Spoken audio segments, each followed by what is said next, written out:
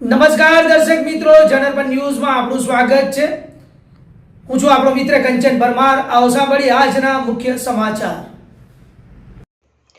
કોયલેથી ઉંડેરા રોડનો ડામર પીગળવા લાગ્યો છે, જે ચિંતાનો વિષય છે। આ સમસ્યા પાછળ નબળી ગુણવત્તા, વધારે પડતું ડામર અને ભારે ટ્રાફિક જેવા કારણો હોઈ શકે છે।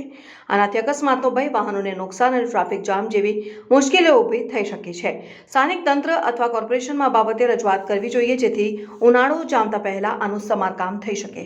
સૌરાત છે ડાંબર ઓગળી ચાલ્યા એટલો ભ્રષ્ટાચાર લાગે। હજુ ઉનાળાની શરૂઆત થઈ નથી, જોઈએ એવો તાપ પડ્યો નથી। તે પહેલાં જ કોયલીથી ઉંડેરા આવતો જે મુખ્ય રોડ છે એનો ડામર પીગળી ગયો છે। એ રીતનો ડામર પીગળ્યો છે કે આવતી જતી જે ગાડી હોય એ સ્લીપ થઈ જાય તેવી પરિસ્થિતિમાં છે।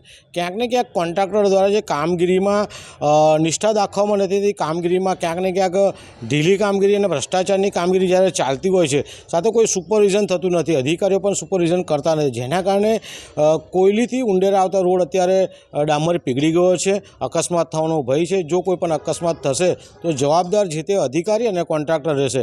ક્યાંક ને ક્યાંક કરોડો રૂપિયા ખર્ચવામાં આવતા છે રોડ માટે, અને રોડમાં જો આવી તકલીફો થતી હોય, અને શહેરના રોડમાં જ કેમ થાય છે, હાઈવે પર કેમ નથી, એટલે ક્યાંક ને ક્યાંક રોડના કામોમાં જે ભ્રષ્ટાચાર થાય છે, ભ્રષ્ટાચાર દૂર થાય અને આવા કોન્ટ્રાક્ટર સામે દંડનીય કાર્યવાહી થાય તેવી અમારી માંગ છે।